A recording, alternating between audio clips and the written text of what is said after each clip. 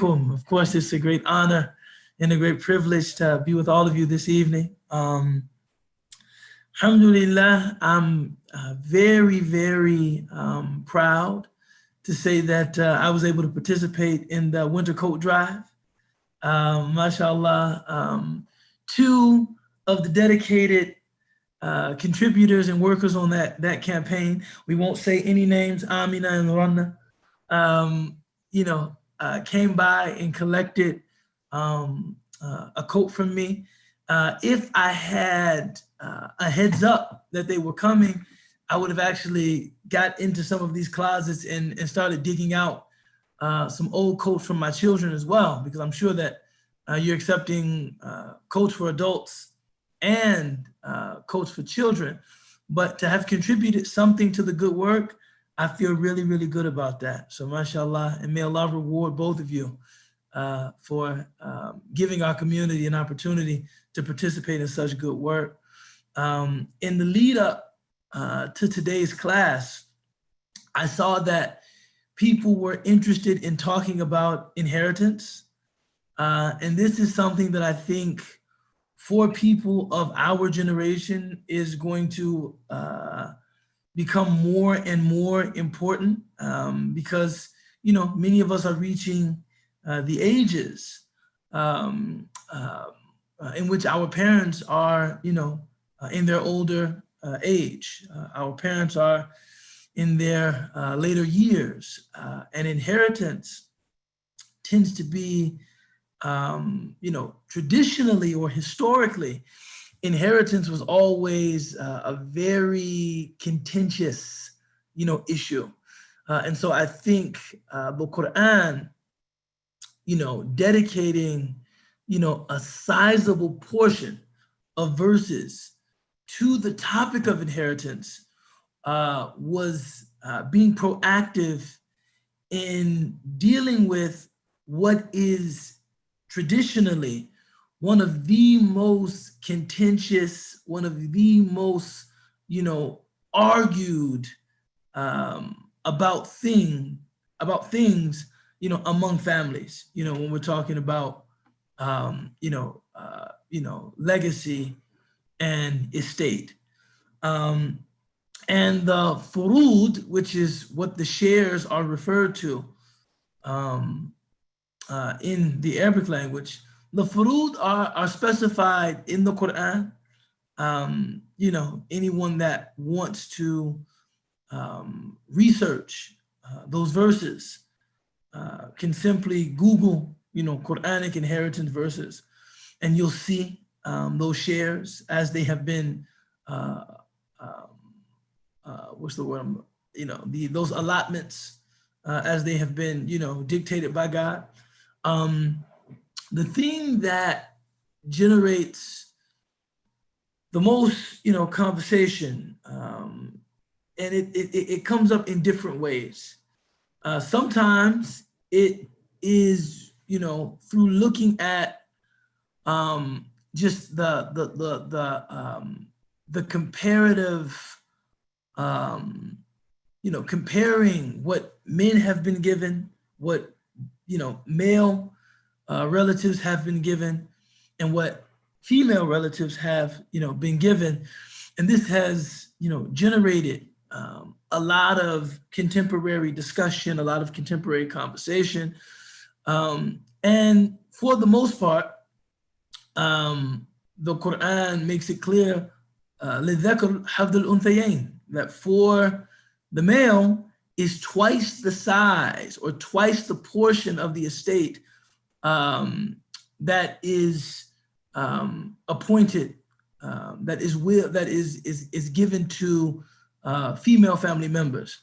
And the logic behind that is that men are understood to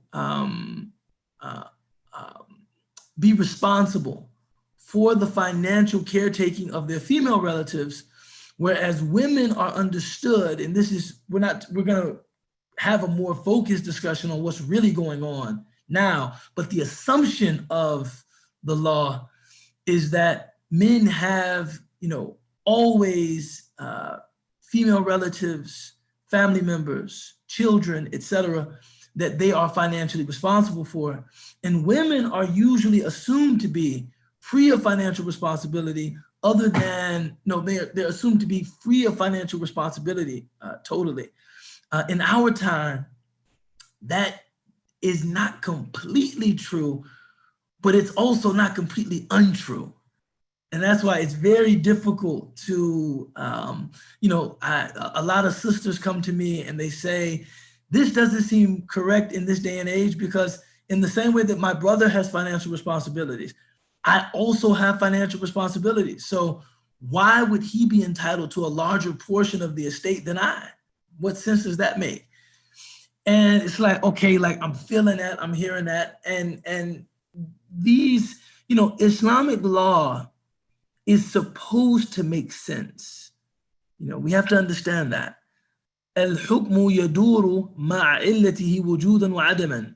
That, when a ruling is based on an assumption or based on a rationale, that ruling is only relevant to the extent that that rationale is accurate, that assumption is accurate, that assumption is founded. So on the one hand, I feel that, like, yeah, there should be some way that we address this imbalance. On the other hand, and I haven't done any statistical research, most of what I'm saying is based on just, anecdotal, kind of personal surveys. Like, I'm just asking people. Most Muslims that I know that are married still do expect the husband to take on the lion's share of the family's expenditure. That is not an outmoded expectation within our community. I think in some other communities, it wouldn't be far-fetched to say that's an outmoded expectation, that, yeah, that's not even really a thing anymore. If that were the case in our community, like, that's not even really a thing anymore.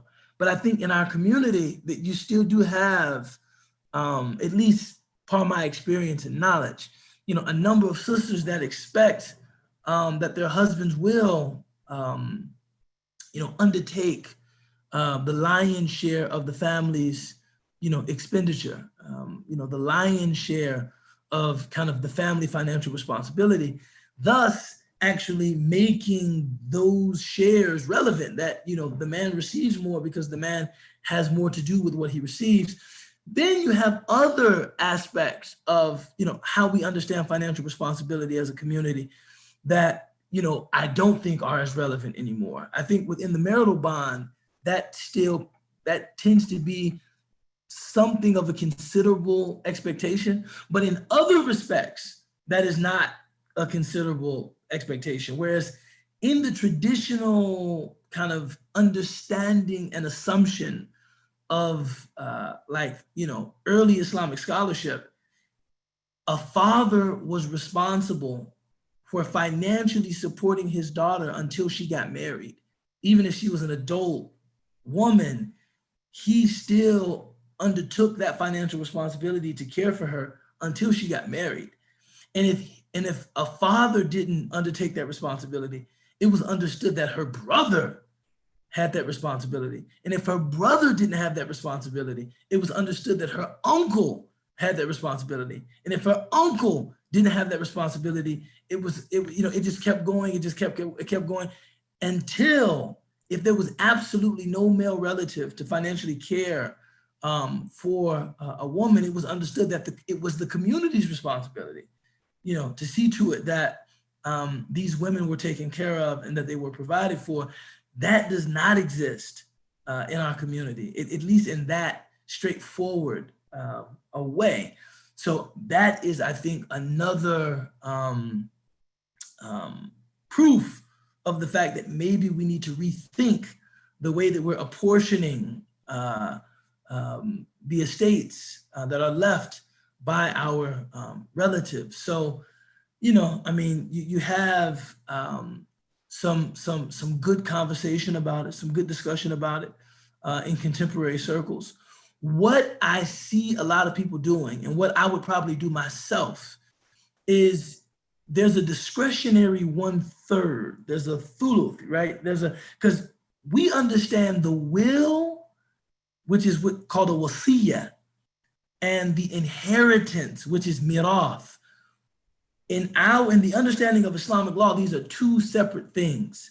The will is the discretionary third, right? That third of your estate that you, before dying, can actually say what you want to be done with it.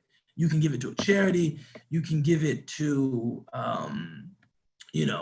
relatives that wouldn't inherit from you. You can give it to friends. You can give it to, you can do whatever you want to do with it. And this comes from a hadith of the Prophet, peace be upon him, in which, Sayyidina Abu Bakr, I believe, may God be pleased with him, he was talking about writing a will and giving away some of his estate, and making it clear that these were his wishes with regard to that portion of his estate. And the Prophet, peace be upon him, said, only will a third, because any more than that might hurt your heirs. If you gave more than a third to people that are not your heirs, that might be injurious to your legitimate heirs. I think within that discretionary third, provision should be made, or even if death does not occur unexpectedly, even before a person passes, I think provision can be made to make sure that the women, in our families are well taken care of, and that they receive a share of what we've earned and what we've saved and what we've generated that will really serve them in their interests and their lifestyles. If I look at like my situation, for instance, right now, and that's the other thing too, everything that is not accounted for in your will is traditionally liquidated and then divided among your heirs. So if I, died today, Allahu umri, may Allah extend my years, inshallah. But I'm using myself as an example because I don't know. Let's use someone else. Let's say if someone whose situation was like mine died today, or tomorrow, or something like that. Somehow that stuff seems just realer with COVID, and those guys of analogy, they seem realer, right? But if that were to happen, my wife would only be entitled to 1/8 of my inheritance. The largest part would go to my son, and then my daughters would get, their 2 shares would equal his 1 share. So I have 1 son, 2 daughters, and I'm married. So the largest part would go to my son, then my 2 daughters, and then my wife. That for me would be a little disquieting, because if the house is liquidated, that would leave my wife with something, the equity in the house. But I would much rather use the discretionary third just to will the house to my wife entirely, right? And in fact, my wife and I are both tenants by the entirety, so she is already the half owner of the house. But I think like making sure that we make use of those sorts of provisions within Islamic law to see to it that the women in our families have what serves them, serves their interests. I think this is very important. At the same time, as I alluded to, I'm not completely convinced that my son wouldn't need more than my daughters, because I would imagine that one day he would aspire to become a head of household, and he might have a wife and children of his own that might expect him to care for them. Whereas my daughters, it is certainly not unreasonable that they would marry partners who would undertake a lot of the financial burden. Yes, if you come to marry either of my daughters, you better have more than a prayer rug. Yeah, make that very clear. We will be very pleased that you are devout and that you have good character. We will be very pleased at that, and that will weigh very heavily in our consideration of you. But we also want our children to be comfortable and to have some options. We want them to, only someone that doesn't know. Now, if it's, we ain't talking about bling bling. We ain't talking, you ain't got to be, but only someone that doesn't know the hardship of poverty would walk into it with their eyes open. It really is. I mean, there's a statement that's attributed to Sayyidina Umar. He said, if poverty were a man, I would find him and kill him. You know what I'm saying? Poverty is, it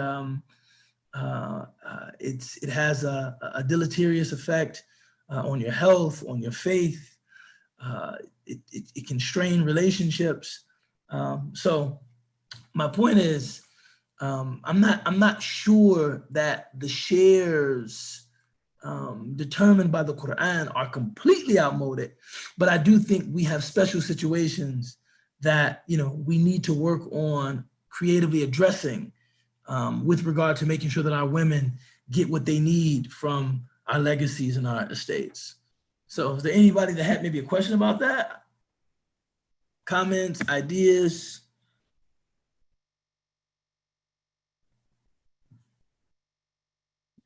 Assalamu alaikum, Sheikh. Alaikum salam wa rahmatullah ala. How are you? I'm good, alhamdulillah. How are you? I'm well. How is my man Eracito? He's right here next to me. I'm doing good, Sheikh. How are you doing? MashaAllah. Eric, man, it's very, very good to talk to you, my brother. You as well. It's every time, I think that, you and Allah were coming to my class and now you guys are married. It's amazing to me. Alhamdulillah, it's all to your credit. Alhamdulillah. No credit of mine, but I'm very, very happy for you all. That's all, mashallah. Thank you so much. But you had a question.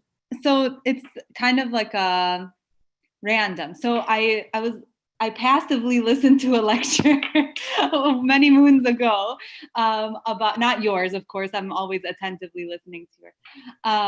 And they were saying how there is within, I think, the Hanafi school, there is a certain set of special rules for women assuming non-traditional roles. And so the idea was like, a woman that's either head of household or otherwise assumes, financial responsibility. And then there are special rules that apply to her, including inheritance.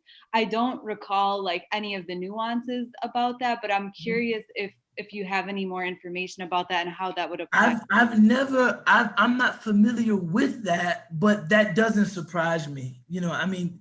I think one of the challenges of, religious anything is we're struggling, we're always between relevance and effectiveness and authenticity. So I totally understand the pull toward authenticity. Authenticity is one of those religious values that, once you start poking holes and once you start kind of watering down, what tends to happen, what we see historically with religious communities is that the faith itself begins to lose its relevance in the lives of its adherents. It's like, at this point, it's like, is what we're doing even, at this point, we're so removed from doing this in a way that is scripturally authentic that we start looking up and saying, hey man, why are we doing this? Right? So I understand that pull toward authenticity, and I think that pull is it's toward preservation. Let's take for granted that what is there is relevant. But then you have the other side that is always pulling toward relevance, effectiveness. And that, believe it or not, is also about preservation, because when religion becomes irrelevant. It becomes something that's so out of touch with people's realities in their lives, you know, which is the other extreme. The same thing tends to happen, that religion becomes kind of a folkloric performance, that we get together and, you know, we have times of the year that we put on special clothes and we engage in like some ceremony. But as soon as we leave these feasts and these dinners, we take all of that costume and that garb off and we get back to living our real lives. And when that happens, religion is also dead.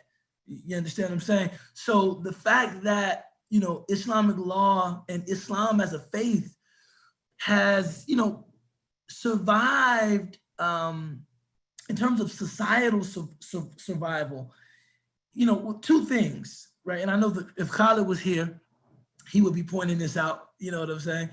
One thing is, you know, the jury is still out a little bit. You know, I think the rapid changes that we saw occur in Europe through something like the Enlightenment that really rocked Christianity and Christendom to its core. You know, and really in Europe, I mean, Christianity has been, in terms of its societal relevance, and I don't say this with glee, I say this with sadness, believe it or not, you know, Christianity has been in decline for, you know, at least the last 60 or 70 years in terms of its societal relevance. I was, you know, reading one report, and it was just talking about church attendance in England is at an all-time low. All-time low. Church attendance in France, all-time low. Denmark, all-time low. So, you know, our community maybe only right now is experiencing change at that same pace. And how faith will emerge, you know, we pray to Allah for the best, but there's certainly no guarantee.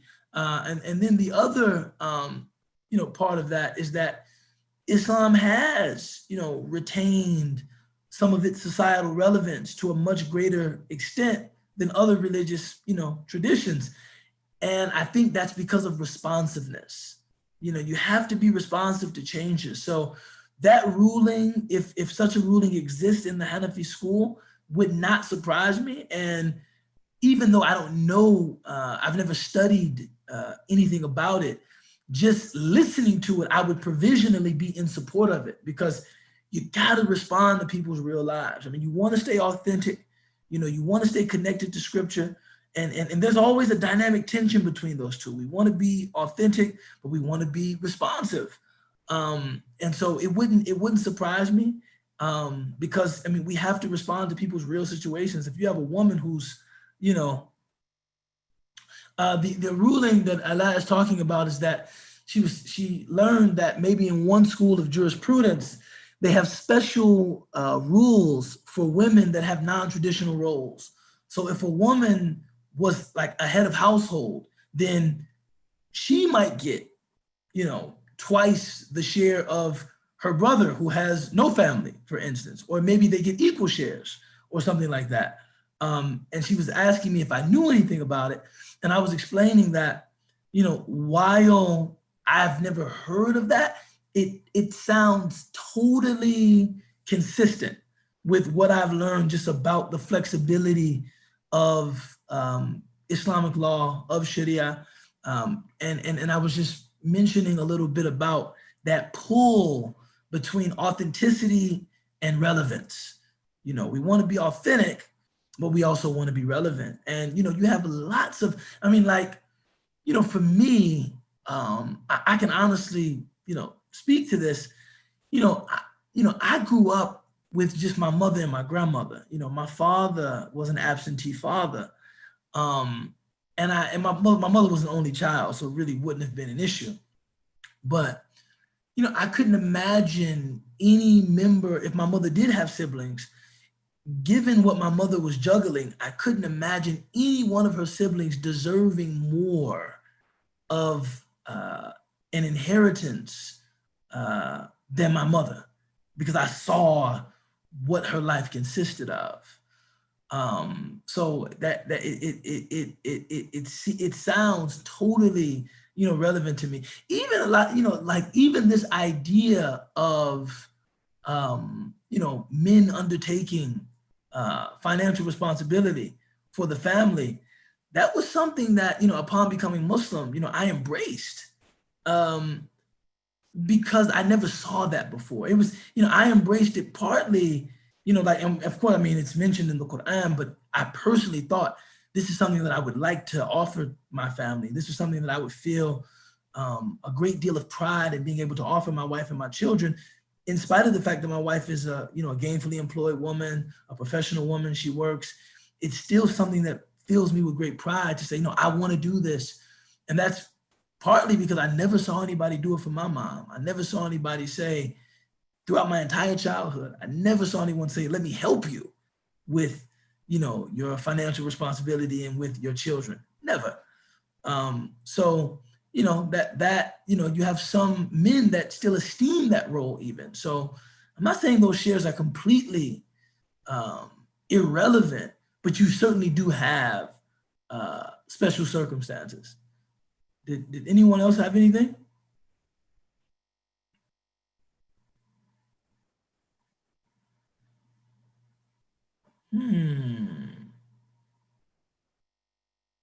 I don't know. Let me see. Let me look at the chat here.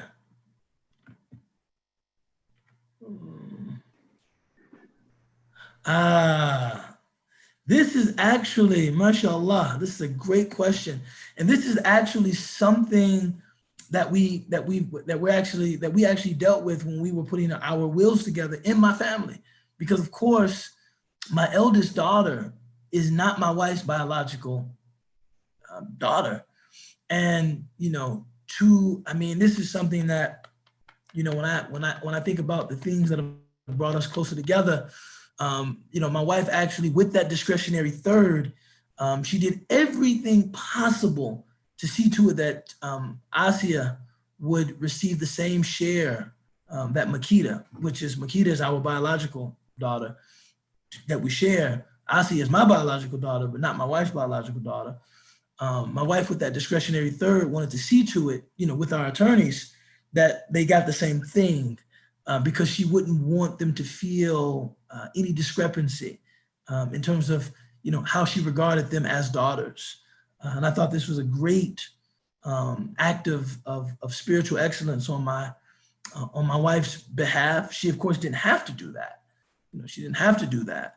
But I think it just speaks to the manner in which, she has embraced, our daughter, our eldest daughter. And I would suggest something similar. I'll come to that in 1 second, Hafsa. I would suggest something similar with regard to how you deal with, a child and a foster child, right? I would suggest something similar, that with that discretionary third, you would try to see to it that the foster child got, was well taken care of and got shares that were, comparable to what they would have received if they were a biological child. Right? Asking about life insurance. Insurance is kind of a controversial topic, but not really. It's like insurance should be controversial, but it's really not controversial. Insurance of all kinds, if we're going by kind of a strict, very literal kind of understanding of, Islamic law, insurance would be something prohibited. It would be a kind of illegitimate sale, because the buyer, when the Prophet sallallahu alaihi wasallam, offered guidance on, financial matters, the guidance that he offered was very general. I mean, he never, he wasn't a price fixer, or he wasn't an economist. He was a messenger of God. So but there were two main things that the Prophet, peace be upon him, strongly forbade. One is called gharar, or any lack of transparency, any gharar. If there's a transaction, if there was any kind of transaction that was reported to the Prophet, peace be upon him, or that he knew of, and it contained a lack of transparency in that the buyer and the seller weren't 100% clear on what they were getting. And in the case of insurance, you're not 100% clear usually on what you're getting. So it's like, I pay into my auto policy, and if I don't get into an accident, one could, I think it's a tenuous argument. You could say, well, what you paid for was the security of knowing that had you got into an accident, we would have taken care of it for you. But you never took care of anything for me. I paid, I've been driving since I was 16. I've paid thousands upon thousands of dollars, into auto policies, and, have redeemed only a very small portion of that money in the form of any good or any service. A strict understanding of transparency in business would mean that that's not a good, no, in fact, that would be an impermissible kind of transaction.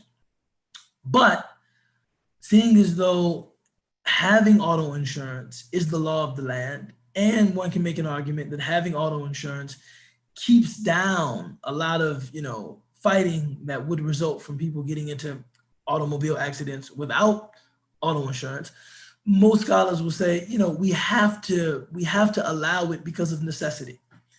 They would say the same thing about health insurance. We have to allow it because of necessity. When it comes to life insurance, the argument is the same, but then I think you get a stronger dissenting voice that says you don't have the same kind of necessity. The necessity is not the same as auto, because of course it's illegal to drive without auto insurance. It's not the same necessity as health insurance, because, with health insurance, if you don't have health insurance, you would be, I personally think this is quite sinister, but the cost of healthcare is so inflated. And, don't tell anybody, but in my stricter, more literalist days, I actually vowed to pay for healthcare out of pocket. That didn't go very far. That didn't go very far.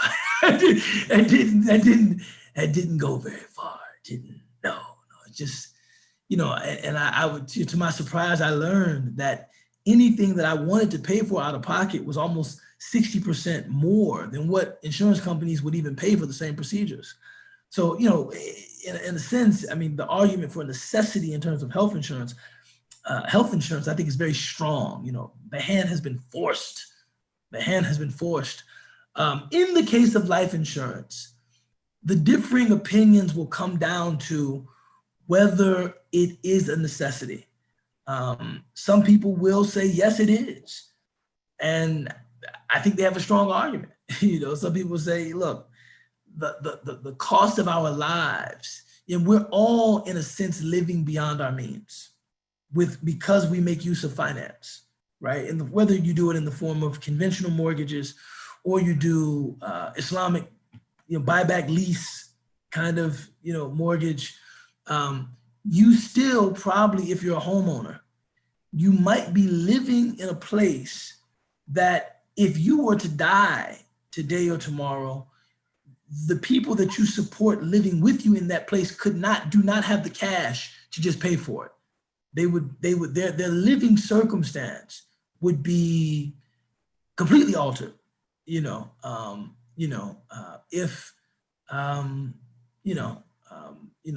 the head of household, were to pass or something, these kinds of scenarios that people use to say, no, life insurance is a necessity, just like those other forms of insurance, and therefore halal.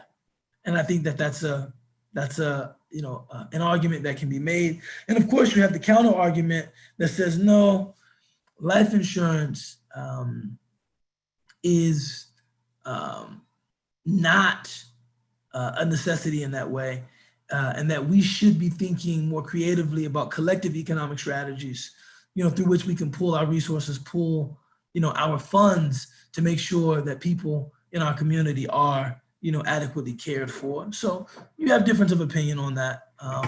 And I think that whatever someone chooses to do, in the interest of, both their religious, I guess their conscience, and, in the interest of supporting their family, I think we should respect, so I don't censure one way or the other. People that say, no, it's haram and not a necessity, I don't censure that argument. People that say, no, life insurance is a necessity, just like all of those other necessities, I don't censure that opinion either.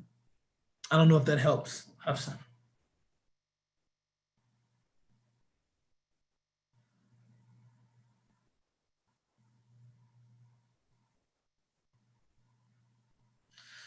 Does anyone have anything else since we're conversing? Well, they say the nature of good teaching is that it should give you more questions than answers. Yeah, Assalamu alaikum. I have a follow-up. So life insurance, what if your company just gives it to you anyways? Like you don't have an opt-out option. Would you just like tell your family, just like donate it to charity or something, like don't accept it? Or? No, yes, and by like collective strategies, I'm thinking like Launch Good, GoFundMe. Some people say that, because recently, crowdfunding is like it is the biggest thing in charity since bread. But crowdfunding is huge. I've seen people raise $300,000, $400,000 through charitable contributions in the space of a week. And I'm just like, wow. That's really, really amazing. And it would, but then of course there's no guarantee that everyone who passes will benefit from that kind of largesse, and charitable giving. In the case of your job giving it to you, again, I'm actually not of the opinion that life insurance is haram. I'm not, if your job didn't give it to you and it was something that you thought was okay, I certainly believe that there's room in the Sharia to accept a positive position toward life insurance. So even if your job didn't give it to you, I think it would be okay for you to have. If you're someone that like your conscience is like, this seems weird to me. This, because sometimes I feel like with regard to different forms of insurance, I feel like, am I the last person that some of this stuff just feels icky to me? It just feels like, so you are, your company makes its margins if I live a long time and pay into the policy. And now I'm thinking of a term policy, not a full life policy. Full life is a different discussion. But a term policy, it's kind of like, if your margins are satisfied if I pay into this policy and I live past 65, right? Your margins are satisfied. That just feels, it's almost like, it's like the reverse lottery, it's like they're actually hoping that I stay alive so that I can pay, whatever my premium is and never redeem any of it. And for that to be business, I can feel the why, traditionally scholars would say like, that's not good business. That's not, but I also understand that, again, we're right back to our last point. I understand too, responsiveness and relevance, and the fact that, some people deem it a necessity, So I would say this is one of those masail, one of those questions that it's like, seek the counsel of your own heart, man. As Muslims, we can't be afraid of ethics. I think, yes, we seek guidance, right? We seek guidance. We want to know what we are to do. I think that's a natural part of being a believer in an omniscient, God, is that, tell me what to do, right? You're the all knowledgeable, you're the all knowing, tell me what to do. However, part of living this religion sincerely is recognizing that at certain points, you'll just have to ask your heart. And there's no definitive answer that can be provided beyond that. What do you feel? What do you think? What is your conscience telling you? What is your heart telling you? And then follow, the dictates of your, of your heart, and put your confidence and your faith in God. As long as, I thought about it, I reflected upon it, I researched, as Hafsa was saying, Masha, I researched, and, I made the decision that I thought was both best for my faith and best for my, for my family. And, that's that. Okay, thanks. I actually was asking because I don't have any contribution towards it. So they give you like a certain amount and then you can contribute extra. So I just wanted to make sure like that initial amount. If you want to keep it, want to keep it, it's not, it's not, I guess what I'm saying is it's nothing wrong with it. In terms of working for an insurance company, like so many other things, and Asi was asking about like IT, like so many other things. I mean, I think this is also, a matter of, conscience. You do have some very strong opinions that talk about degrees of separation. These are, opinions in support of, like large bureaucracy. So that, if I work at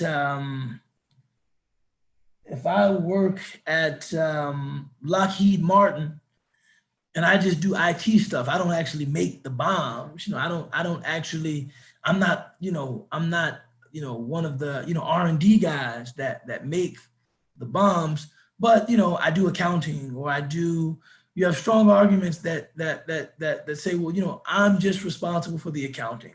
I'm not, I don't make the bombs that kill innocent people.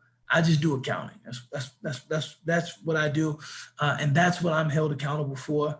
And I think, as far as a legal argument that works in the United States of America, because once you start looking at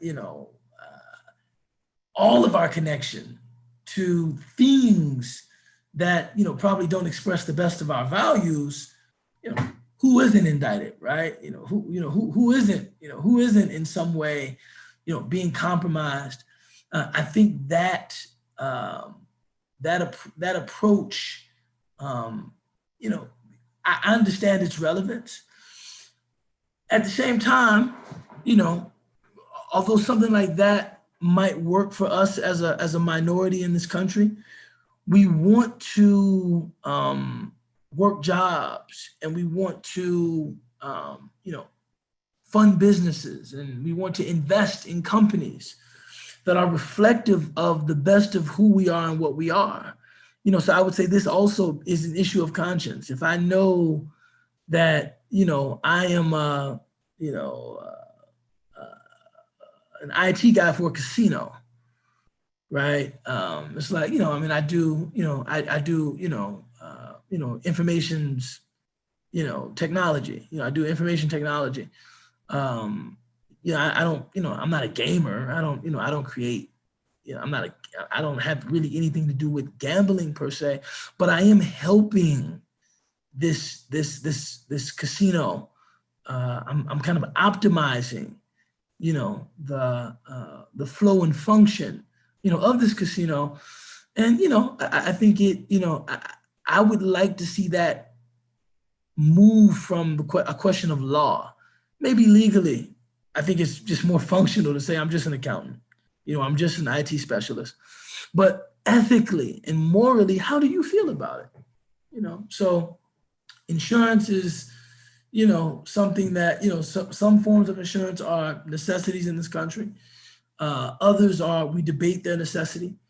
I wouldn't say that it's haram. It's certainly not definitively haram to work for an insurance company. But it's one of those things you have to, consult your own heart about it, and see what is, what you're led to. And I think that would be, a very decent way to approach it. So I guess the theme for this evening is, I don't know anything. Just ask yourself.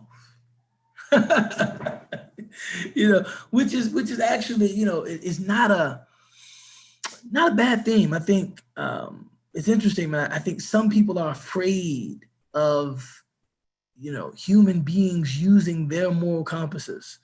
I'm not. I actually think that's a great thing.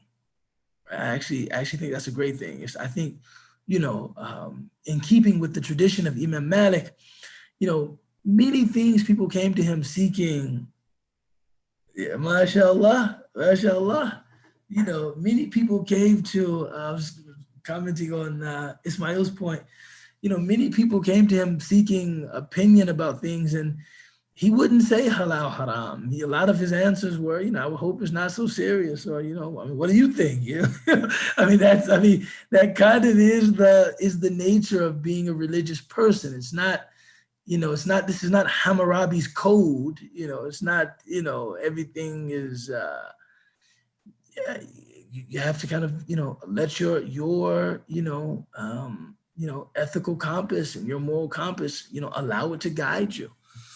So if I'm, assisting, if I'm a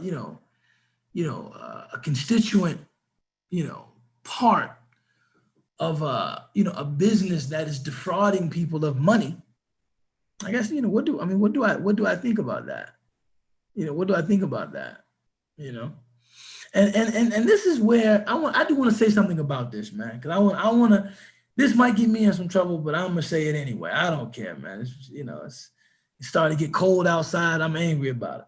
No, I'm just kidding. But this is where I feel like, why is it that we tend to be really tough on artists when it comes to like professional artists, whether it's the Rami series or Muslim musicians or Muslim playwrights or Muslim visual artists, we tend to be very critical about whether or not their professions and vocations are in line with our values. And, and I know many, working artists that are always like, is what I'm doing right? Like, you can tell that the community has really put a lot of, I think, undue pressure on them. But then people working in other industries, we don't say anything about them. So like, this, mashallah, Asia's question just shows, how alive her heart is, that, she would even make the connection to say, what about somebody doing IT at an insurance company? Right? It's like, look, just how conscientious she is that she's thinking about it. Most of us, we don't even think about it. If a doctor, and by the way, I'm Muslim, so that means that 7 out of the 10 of my best friends are doctors. You know what I'm saying? So I'm totally not I'm totally not dissing doctors ever. I think, right, and I mean right underneath, and this is not from me, this is actually from Imam Shafi'i. Of course, Shafi'i and other Islamic legal scholars would argue that the most important knowledge is the knowledge of what God wants from us, right? But he said right after that, the most important knowledge that we have as human beings is the knowledge of what is medicine. It's the most beneficial, the most important knowledge we have is Sharia. So I always say that to my doctor friends, you make more money than me, but I outrank you, all right? Okay, I'll rank you. Don't ever forget that, okay? Okay? No, I'm just kidding. I'm just kidding. But, you know, the most important knowledge is the knowledge of, you know, what Allah wants from us. The second, you know, most important is the knowledge of medicine. I'm not dissing doctors, but doctors that have made, you know, I mean, obscene profits due to our healthcare system being a for-profit healthcare system. You know, doctors in other countries, especially countries that have universal healthcare, I mean, they make money, but not like doctors in America. You know, I was surprised that, you know, going to, you know, the UK and Canada, you know, doctors like, you know, you're living well. You're living well. You know, it's like, you know, doctors solid, you know, is making a solid income and living very well. But, you know, if a person's aim was to become insanely rich, nobody would say, you know, yeah, go into medicine. They'd probably say go into business, right? You know, right. No one's, you know, that in other countries. But in America, I think, you know, you have people working in medicine whose ambition is to become insanely rich, right? You know, through, you know, medicine. Nobody would ever question, you know, how does this line up with our, you know, with our values? You know, do we understand, you know, healthcare to be a human right? Which I think is actually, you know, a solid Islamic value. You know, I mean, how did nobody ever questions that person? Nobody, you know, it's like, but the person producing a show is just like under like the heaviest scrutiny. Is this Islamic or isn't it?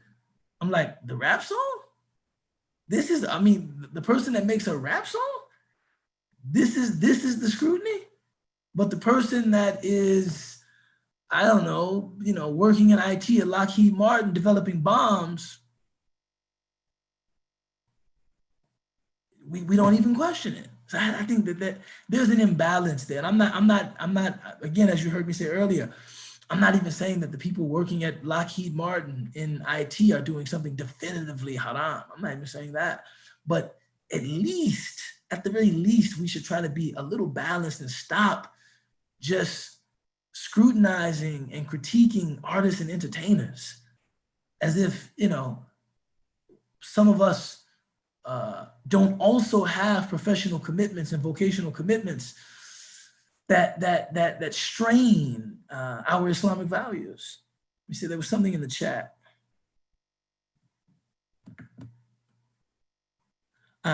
Whenever there's a law regarding inheritance, is there an enforcement mechanism in place to ensure that male family members care for their female family? There's often a huge gap in terms of what Islam demands of the men and what they actually provide. Instead of trying to close the gap with the men when they are suffering, I can imagine Islam will allow for that. Having some sort of fail-safe women. This is a very good point. And this is where, you know, the question was, you know, what enforcement mechanism do we have to see to it that men are actually fulfilling their responsibility, you know, to female family members?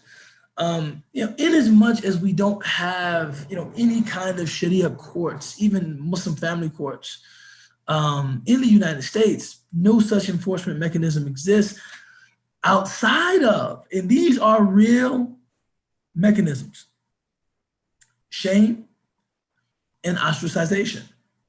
That, you know, that the person who does not care for their children, that has the ability to, but is just derelict, is just negligent, is someone that should be made to feel the shamefulness of what they're doing.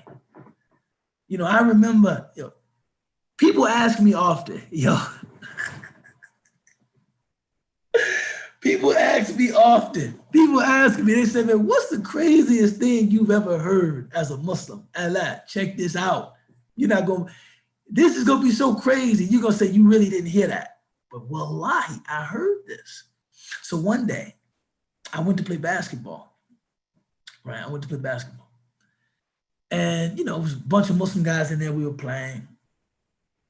And we finished, you know, playing, and we, you know, we're drinking Gatorade and sitting back and we're talking and stuff. And one guy says out loud, he says, brothers, don't worry about bringing, any Powerade, Gatorade, vitamin water for next week. I'm married to 3 women and they all have link cards. They're all on government assistance. I can buy all the drinks we need for the basketball game. And it's funny, but I was like, where have we fallen as a community that somebody would say that out loud? You're married to more than one person and you can't even support. I mean, it's like our community, we have become, as men, I'm speaking to the brothers, we have become a community of cowards. If somebody feels comfortable saying that with no fear of reprisal, that no one's gonna say, astaghfirullah, man, what's wrong with you, man? You don't have any decency, you don't have any shame about what you just said? Man, what? Man, like, bro, my heart goes out to these women and your children that they have a man in their midst that has so little dignity that he would say something like that out of his mouth. Right? Like that he would feel the shame of that. If we know that someone doesn't support their children, we know that this is a person we see and they're doing well enough to support their children, but maybe because of something that happened with the child's mom or something like that, they don't support their children. That person should be made to feel the shamefulness of what they're doing with love. But it's like, no, man. Have you attempted to address that situation with your, estranged, ex-wife and your kids? She's caring for them. Have you tried to get something in her hand, monthly, weekly, bi-monthly, anything? I think you really need to do something about that, man. All of this praying, all of this fasting, the Prophet ﷺ, he said that wrongdoing will be darkness on the day of judgment. And I would hate to see somebody like you that comes to the mosque, that prays and reads scripture, lose any value of your good deeds because you're not taking care of the people that you're responsible for caring for. I would hate to see them with charges against you on the day of judgment. So you really need to get your act together, man. And if there's some way that we can be of service as a community, maybe something happened with you and your ex-wife that you just don't even like communicating with her, either, deal with the state and let them take the money straight out of your earnings, right? Even if you're a self-employed person. Now, if you're not self-employed, they're gonna do that anyway. With child support, they're gonna do that anyway. Or allow us to just take it from you every month and we'll take it over to your ex-wife to make sure that she gets it. And you also want to cultivate a relationship with your children. So like that, those are conversations that need to happen because we don't have any enforcement mechanism. Now, in a theoretical, hypothetical Islamic something, entity, polity, that anything that is due to someone is taken out of someone's wealth, right? So a man that doesn't, pay his mahar, and he divorces the woman, it's taken out of it's her right. It's given to her. Spousal support in the iddah, it's her right. Support of their children, it's their right. But in the absence of that kind of mechanism, we have to hold each other accountable, as a community. I think we have to get back to a place of understanding accountability to be, a source of love. That, if I were to allow this to go on without bringing it to your attention, without telling you how you're treating this woman is not right, how you're treating your children is not right, that would be an indifference that indicated a lack of concern about you. The fact that I'm, brother enough to you or sister enough to you to bring it to your attention to say, you really need to address that situation. I hope this is something that you don't hold against me, but rather credit me for. So, the only mechanisms we have are internal and communal and familial. but we don't have any, there's no way for me to, put a lien on someone's house or to garnish, their wages.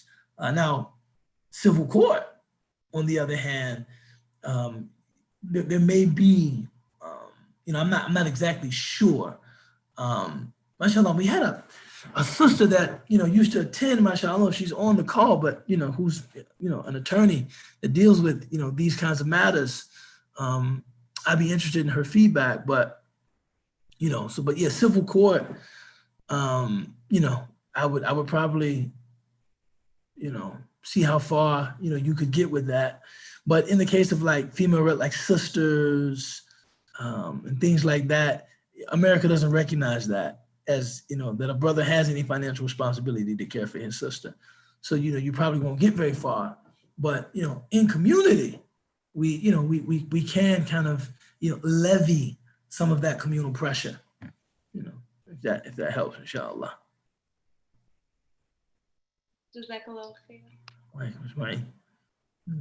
Other things. Sheikh, I had a question.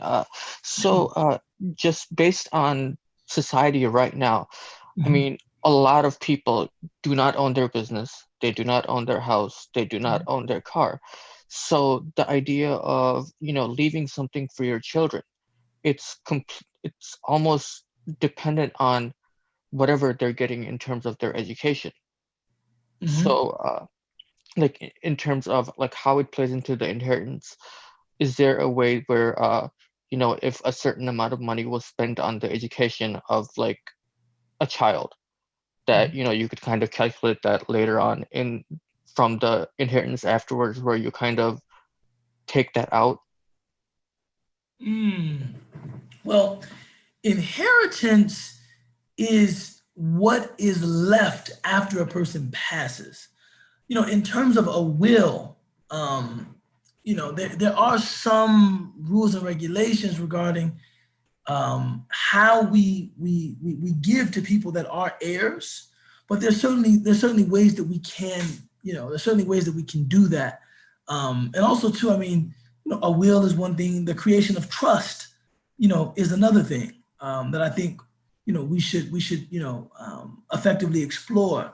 But yeah, I agree with you that, maybe the most important, although, there's a lot of talk in higher ed right now that, if things keep going the way they've been going, some people are saying that there's going to be some major changes in higher ed, some major, because, I was listening to a friend of mine who's actually tenured at USC.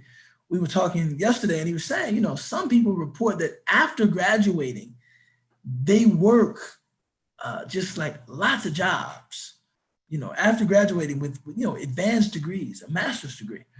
And everywhere they go, they're getting trained anyway. They're getting trained from square one, anyway. And people are, some employers are beginning to think about, alternative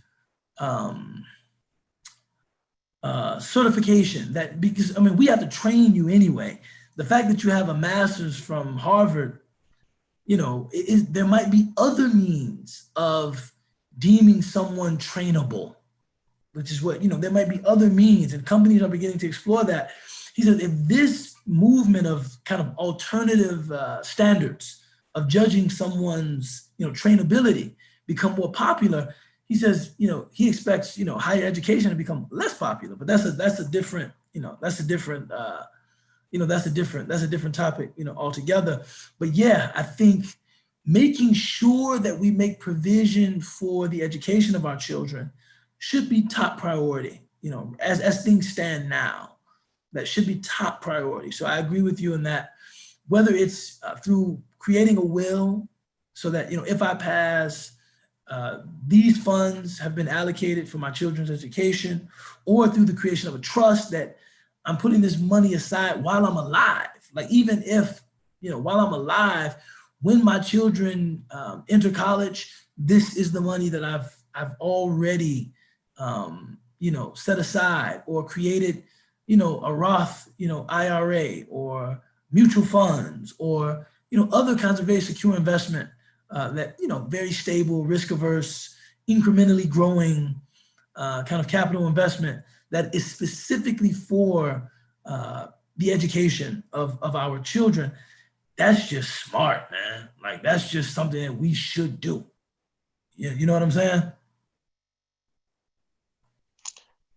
Yeah, I mean, just the way our society is structured, there is obviously less of an emphasis on what you own now. It's just about qualifications. So No, it is. I mean, it's, yeah, I would say yes and no. I think until you get to a certain level, I think at a certain level, like people I know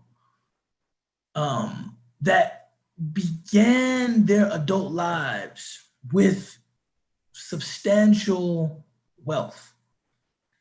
It was usually because it was usually due actually to real estate. A lot of the people that I know that, got ahead, it's because at some point, a home that was owned, without a mortgage was sold or willed.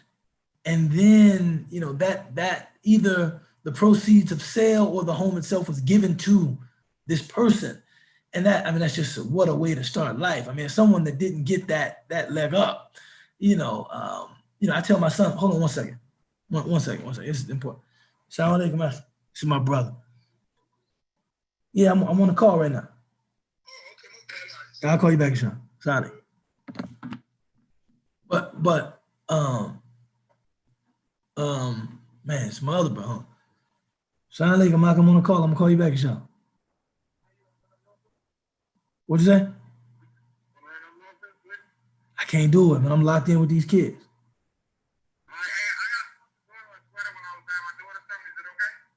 Yeah, bismillah. It's a blessing. I'll see you in a minute. Sean. Well, if my phone just be ringing. Funny story I'll say before we get back to the point. No, finish the point. So I tell my son all the time that, my son is 6, right? So, I mean, he doesn't care, but I'll see him running with toys, damaging my baseboards, tearing up the drywall, dropping stuff on the wood floors, messing up the floors. And I always say, son, this is all I have to give you, man. I don't have, I don't know. This is all I have for you, man.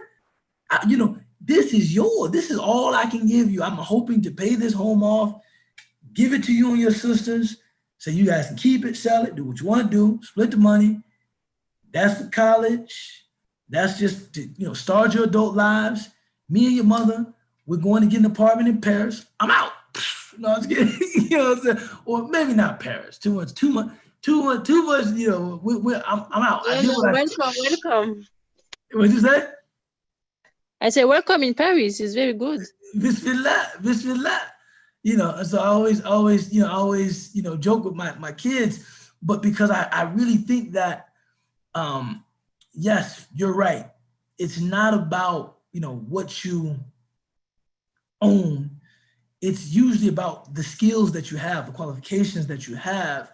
But if you can come into the ownership of something that you can give your kids just upon their maturity, it certainly helps them with just managing life.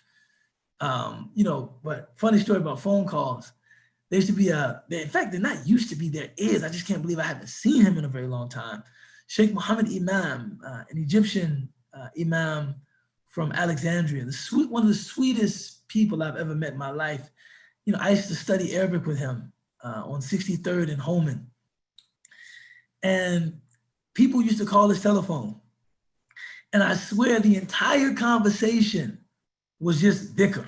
He would say, wa alaikum salam, mashallah, alhamdulillah, Allahu Akbar, la ilaha illallah, salam alaikum. And I used to say, what kind of conversation is that? And he would just laugh, you know what I'm saying? So, mashallah, I miss my teacher, man. I miss my teacher. I mean, his regular conversation, mashallah, alhamdulillah, wallahi, wallahi. MashaAllah. Assalamu alaikum. I said, what? That was a conversation? But MashaAllah. Shout out to Sheikh Muhammad. Other questions, other ideas? Assalamu alaikum. Wa alaikum salam, Ismail. That's me. Yeah. So thanks for bringing up the example with Lockheed Martin. That hit close to home because I mean, quite a bit of my family is involved in defense and military contracting, and to the extent that I've had a comfortable life, quite a bit of that comes down to that being lucrative. Mm-hmm. So I'm curious when it comes to the idea of inheritance, tying that back together. Is there a concept of having to settle, let's call them moral debts that your parents leave behind? No, I don't know. I don't know that concept exists, but it's, it sounds very compelling. This idea that, my parents' fortune was generated doing something that might not have been unlawful, but something that, there was some moral questions, and I want to make some kind of contribution. I want to cleanse, this wealth as I take possession of it, and I want to do something, charitable with some of it. I think that would just be a powerful contribution and gesture. I think it would say something about the character of the person doing it. I don't know. I actually don't know of any precedent like that where a person said, my father was an exploitative businessman. He did legitimate business. It wasn't like he sold drugs or anything, but his labor practices and the way he treated people and the way he compensated people, it wasn't good. And that's how he made his fortune, was actually exploiting his workforce. Now that I have inherited his wealth, I've actually tried to track down some of those people if they're still living, and then some of their family members that have survived them, to give them what I think was a living wage that they should have been given, that I think they're entitled to within this wealth. Man, what that would be, that I was gonna say that would make a great movie, but I thought that's what Will Smith did with like the 7 pounds or something, some movie like that, something like that, right? Something like that. But that might make a great movie. Ismail, if you write the movie, just credit me, and you know what I'm saying, and but that might, this idea that like the way I'm thinking about the piece is, you have like this guy. His father wasn't he didn't do like illegitimate business, but he was like a super shrewd kind of exploitative kind of business guy. And then he inherits this money, and he wants to pay like some kind of moral debt. And he tracks down, the people or the relatives of the people that used to work for his father. And the story is kind of like a This Is Us kind of story that kind of sees, where all of them are. And it would be maybe a powerful vehicle to talk about labor and, wealth disparity and corporate greed in America. Okay.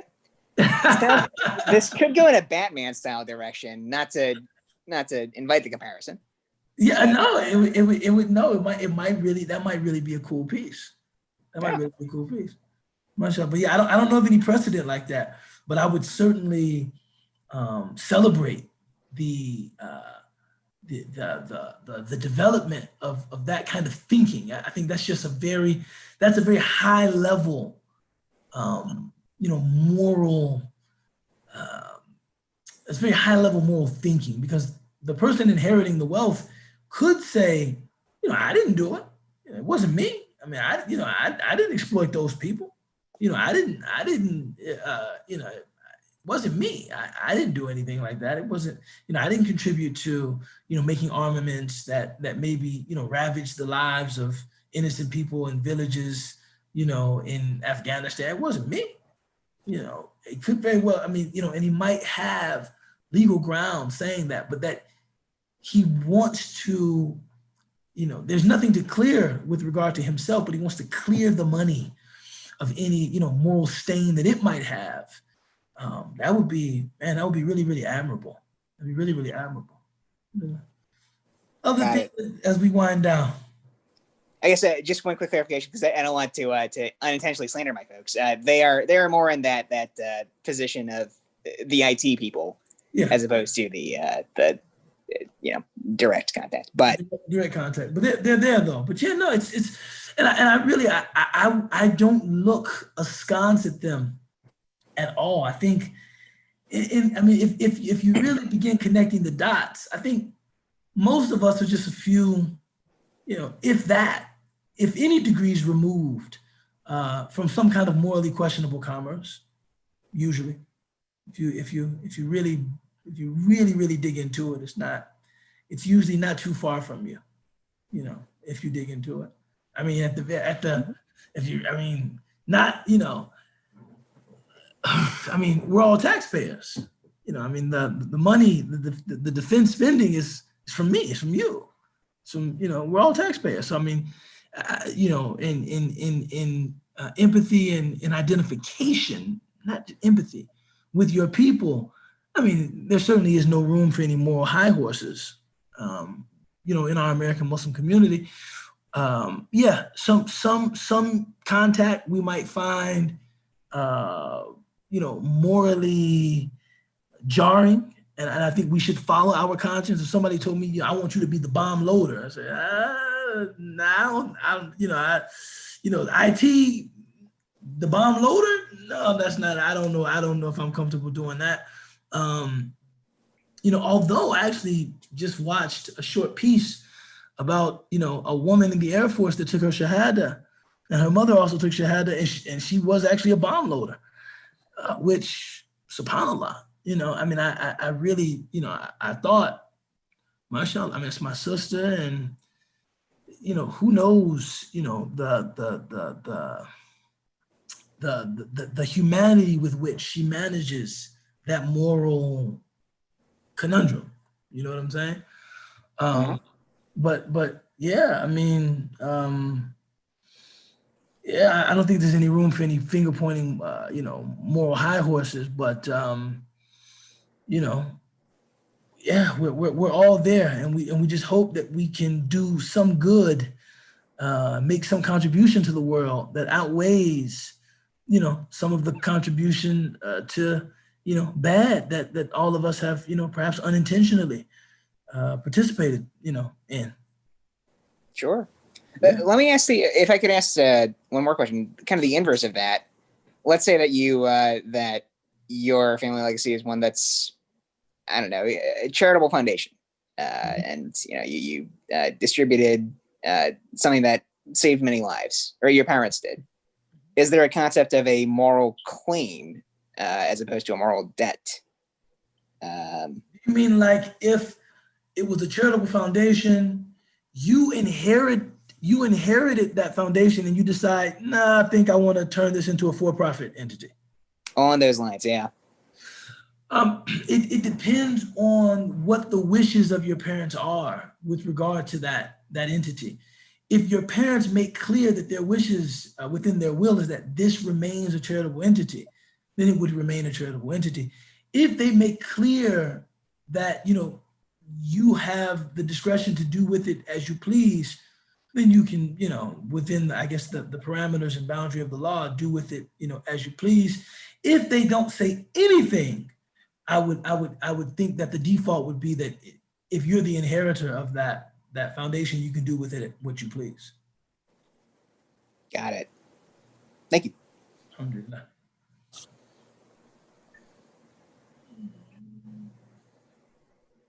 Other things as we wind down here. MashaAllah, I mean, it's good to know that our family is holding us down out there in Paris. MashaAllah, alhamdulillah. Good to know that Sister Habiba has been staying on with us, mashallah. Yes, alhamdulillah, I'm here. Alhamdulillah.